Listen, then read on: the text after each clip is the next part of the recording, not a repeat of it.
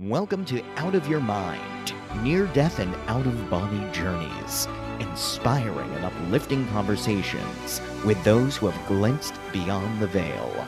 Get out of your mind and into your potentiality with your host, clinical hypnotherapist, biofield therapist, Reiki Sage Master, and death doula, Angie Bryars.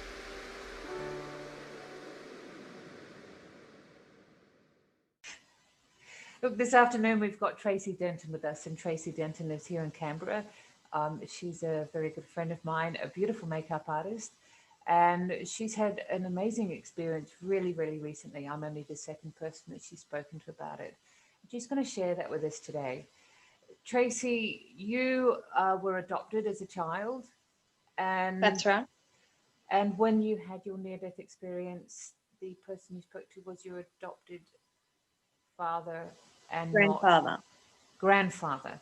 So that's a really incredible thing, because it's a question that a lot of people ask. You know, there's so many people out there going, you know, well, I was born out of my mum being raped by someone, for example, and there is no way that I would want to see him there. And they're actually quite terrified of things like this. So I think that, you know, your experience is actually here for a reason, and I think that you're back here to share this experience with others. So what actually happened?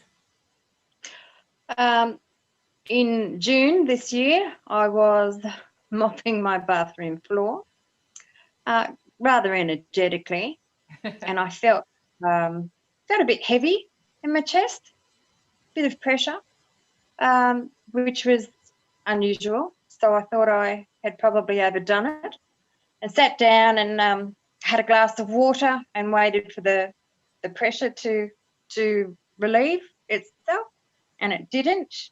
It actually got worse. So I ended up calling an ambulance and took myself off to hospital.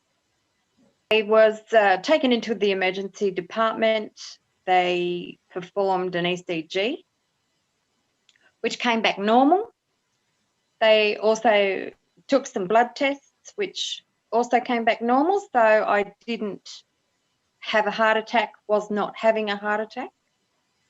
But because of my age and the symptoms I described, they kept me in anyway. And they did a stress test.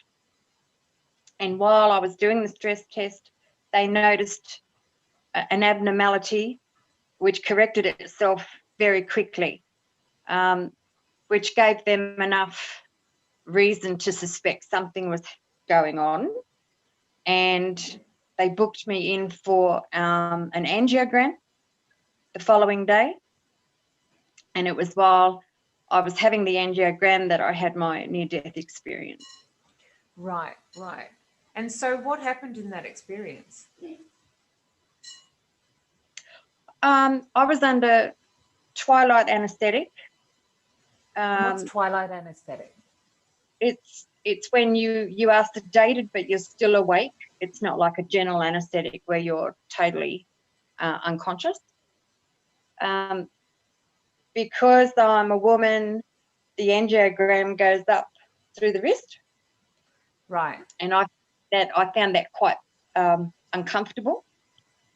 So I was given more anesthetic. And when I was given that second lot of anesthetic, I had my near-death experience. And what was the first thing you felt? So you were basically awake, getting this thing done with the doctors. Yep. So you were conscious, and then what, did you just sort of drift off, or did you sort of jolt out of yourself, or?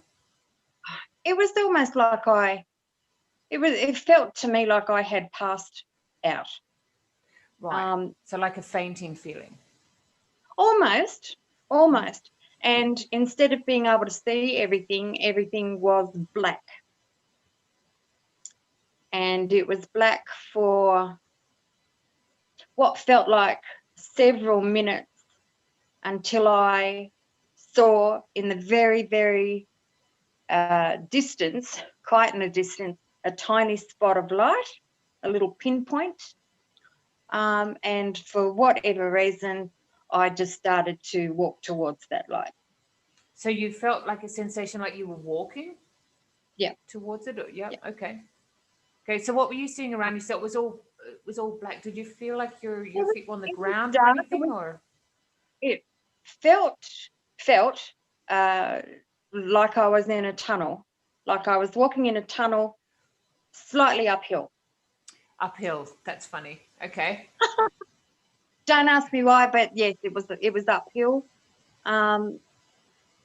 And I walked for what felt like several minutes. I don't know how long it actually was. The light was getting bigger and bigger. And then when I was maybe a metre from the exit of the tunnel, my grandfather came and stood in front of the exit and said, "You can't come any further, you have to go back," which absolutely devastated me. Well, how did you feel? Like how did it devastate you? Oh, Because so you were aware of where you were then, on some level. I was on another plane, definitely. I couldn't tell you where exactly, but certainly it wasn't this realm. And I remember arguing with my grandfather to let me pass, and he was quite adamant that it was not my time and I had to go back.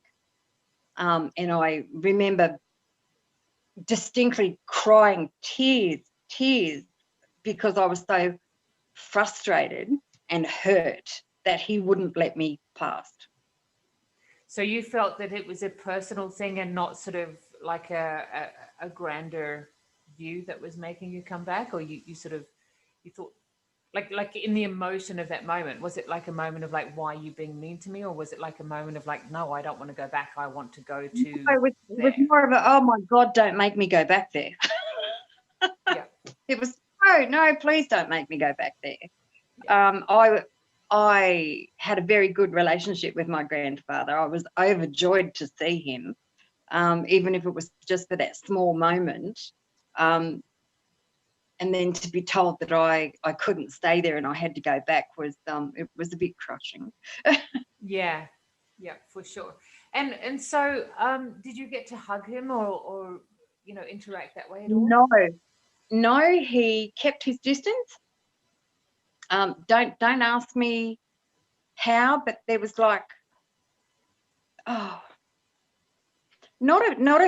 certainly not a physical barrier, but it was sort of like an unspoken agreement, I think, that we had to keep a certain distance, and he was on that side of the line, I was on this side of the line, and neither of us, invisible line of that invisible line that we could not cross.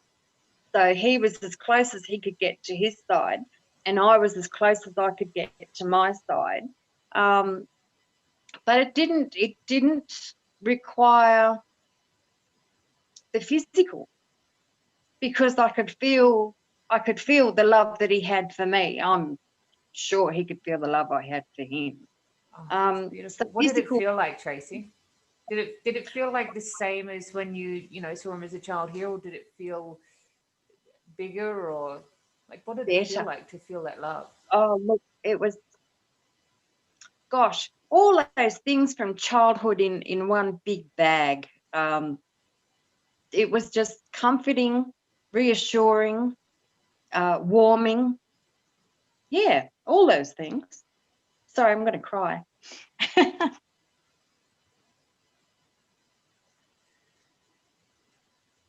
I'm sure I'm sure it's very, very emotional. And I just, along the lines of him being your adopted grandfather, and you come from a different family, you have Aboriginal ancestry, and I'm just wondering, did you ever think at any point of like, why him out of everybody, or like, do you know what I mean? When you first realized that it was him there, was there any thought of like, is anyone else coming, or? It didn't surprise me overly much, because he was the big influence in my childhood. We had a wonderful relationship. He died, must be nearly 40 years ago now, which added to the surprise and the devastation that we couldn't stay together again. No, I wasn't surprised. Yeah, beautiful. And so, are your natural parents dead? Do you know? To the best of my knowledge, yes. Right. And did you know them at all? Like the understanding that it's your adopted family that's come through to greet you. I never met my natural father, who passed away in 2009, I believe. I only discovered that this year. My birth mother died, must be over 10 years ago now. And I did meet her several times, but we didn't have a mother-daughter relationship. Right. Yeah. Okay. So from this experience, like what I'm trying to go through is the thing that, like, a lot of people have a near-death experience and they sort of say, oh, I don't remember much, but it's when you actually go in and start asking questions like, the moment when you realized that you were leaving your body. Do you know what I mean? Like you felt like you were fainting, and then you're in this place, but you seemed to know where you were and you didn't want to go back. Therefore, you knew where you were. Does that make sense? So what was the first moment you had a sense that you're dying and you're heading off? Uphill, albeit. Uphill. I think when I was almost at the end of that tunnel, before my grandfather appeared and I could see what was on the other side of that tunnel, which was like, oh gosh, just green hills, green rolling hills everywhere, animals, trees. I guess the closest you could call it is possibly Earth before people turned up. Wow. How beautiful. It was indescribably beautiful, and the feeling, the aura that I experienced was just peace. It was just very peaceful and very calm. Yeah, it was gorgeous, absolutely gorgeous. So you knew that you were dying? I knew something wasn't right. Yeah. To see what I was seeing. Yeah. But like when he said to you, you can't go any further, you have to go back. Oh, I was crushed. Was that when you were suddenly aware of, like, oh, I was going to heaven, but now I have to go back, or was it like you already knew? That's what is that moment when you realized that you were leaving this life? No, not until I got back in that tunnel. Not until I started my descent. That's when I realised what was going on. And I wasn't happy. Yeah. Not happy, Jan. And did he give you any messages of why you have to come back? Like, did you ask him why? I did ask him why, and he just said repeatedly it was not my time. Right. Didn't get any other messages, just that I had to go back. It is not my time. Yeah. Okay. All right, cool. And so when you came back, what was it like coming back into your body? Do you remember re-entering yourself at all? Strangely enough, I do. The closest I can describe it for you, Ange, is when you're in bed of a night time and you have that weird little shake awake, like you fell asleep but you didn't want to fall asleep type of deal. Yeah. It was very, very much like that, like, oh. That's what it was like. Yep. And that wasn't sorry. or anything. it wasn't painful, more of a shock. Yeah, yeah. And so when you came back, did you immediately feel any difference? Like, did you say anything to the doctors that were they were clearly still working on your heart, right? On your heart Yeah, operation. I can vaguely remember hearing them say, "Oh yeah, that's okay now." Right. So Okay. So they were look sort of at monitoring you, and they could see that there was an anomaly or an event going on with your yeah, body. And as you're something coming like that. back in, you heard them saying, "Oh, we're all good." Yeah, Yeah. basically, yeah, Okay. which was quite weird. Well, it's actually probably quite good because sometimes they don't mention that, people have had near-death things unless it's brought up by the patient later on. Fair enough, So, I suppose. yeah, I guess so. I guess it's a litigation thing. But, it happens, right? Does So, so how's your life changed, Tracy? Like how's this changed you as a person? What was your beliefs before this happened? Did you have a belief in life after death, or did you believe in a white tunnel, or did you believe in what was your I think I beliefs? wanted to believe. I think I wanted to, maybe. I'm a bit pragmatic, Ange, and I like to be able to see things and touch things, even though I do believe things happen around us that we sometimes aren't aware of. But I'm not as caught up with the small stuff anymore. Mm. I used to be quite anal, I suppose. Cross Oh, T's, dot the anal as in relationships, or your home, or just myself in general. I like things very neat and organized, and if one tiny little thing goes wrong, then my whole house of cards falls down and I have to rebuild it. And now I'm like, yeah, whatever, yeah, move on. So beautiful. it's been very helpful in that regard, I've got to say. Yeah. And how does it work with relationships? How's your relationships been? Because you've got children and grandchildren, and lots of elderly neighbours that I know that you work with your elderly neighbours a lot and help them out a lot. How's it sort of evolved with your relationship with the world around you and people around you? I think I've become more accepting. I don't like. I've never thought of myself as judgmental, but I think I was. So in retrospect, you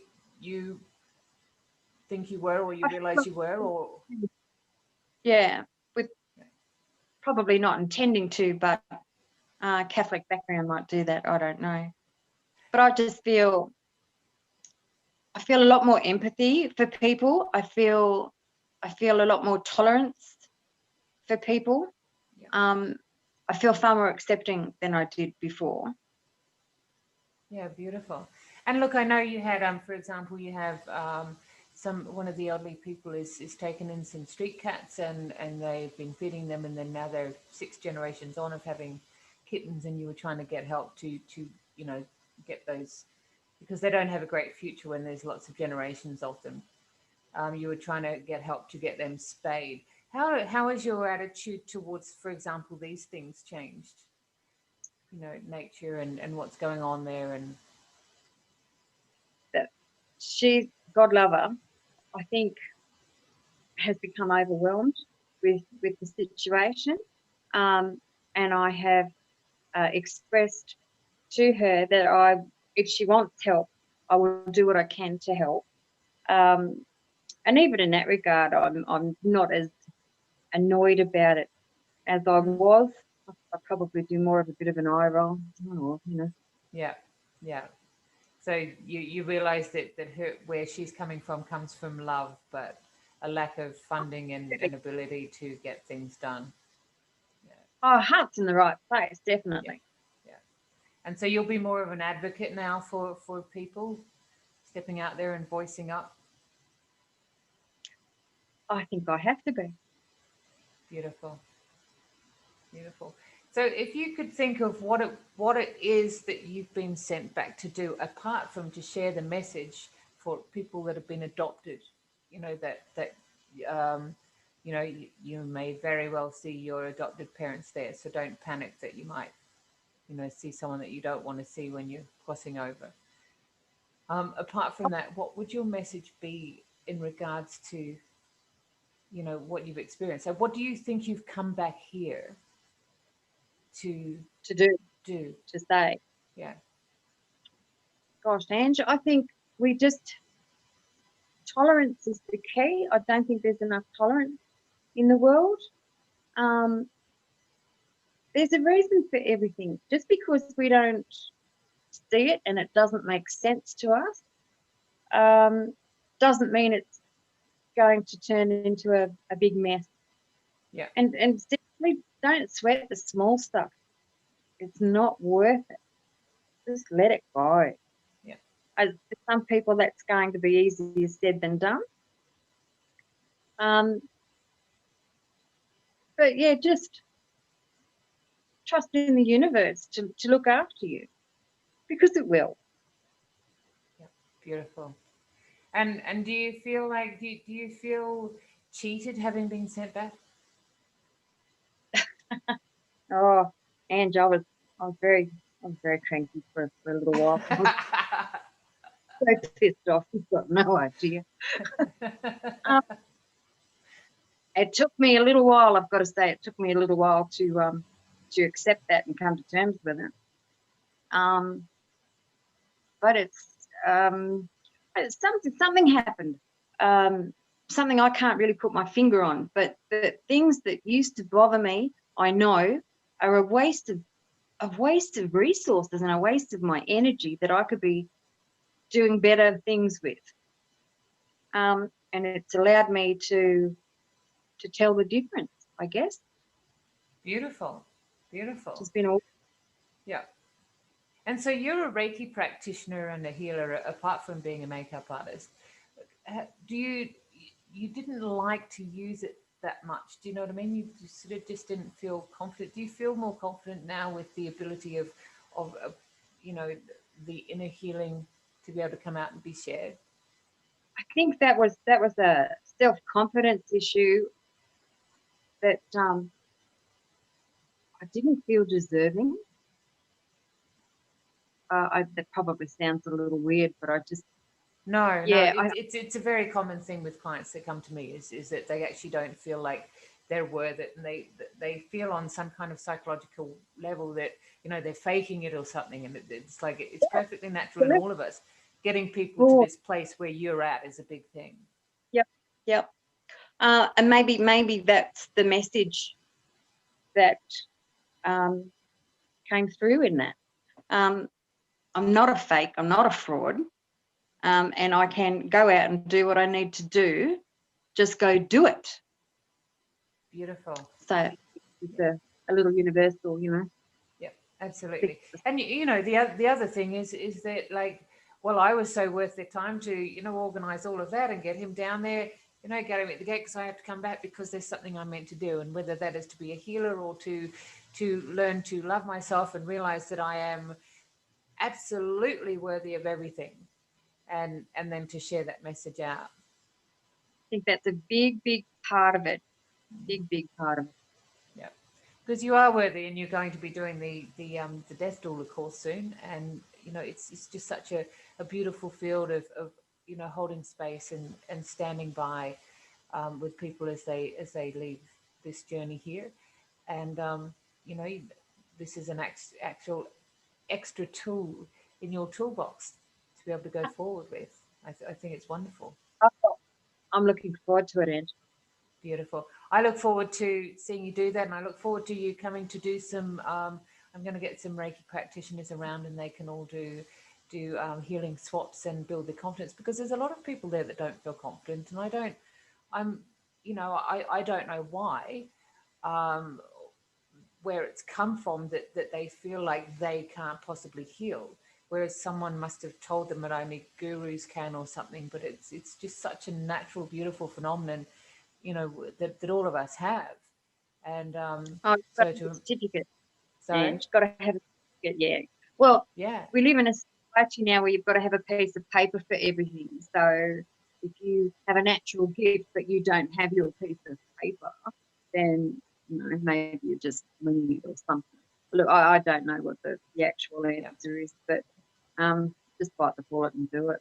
Absolutely. Well, you can come along to these and you can rev all these girls up and say, we got it. We got girl power. We got woman power. We got energy power from the universe. And Absolutely. you've seen it and touched it and walked within it. And back to tell the story. That's right. That's exactly right. Look, Tracy, thank you so much for your time today. It's really been a pleasure, and it's great because you've been able to answer a question that thousands and thousands of people ask, and thousands of people are fearful of this. And actually, when they're dying, what holds them out is their fears, right? Their fears, and then things that are unfinished business. And this is a great fear for some people, like, oh my God, who's going to come there? And because they keep hearing that people go over and they meet their parents and their grandparents, they're going, I don't want to meet these people. So you meet who you're meant to meet, right? You meet who is there in love. You're not going to meet any bad people over there, are you? That whole aura was nothing but warmth and love. So it was so comforting. Beautiful. Can you still feel it when you think of it? Oh, absolutely.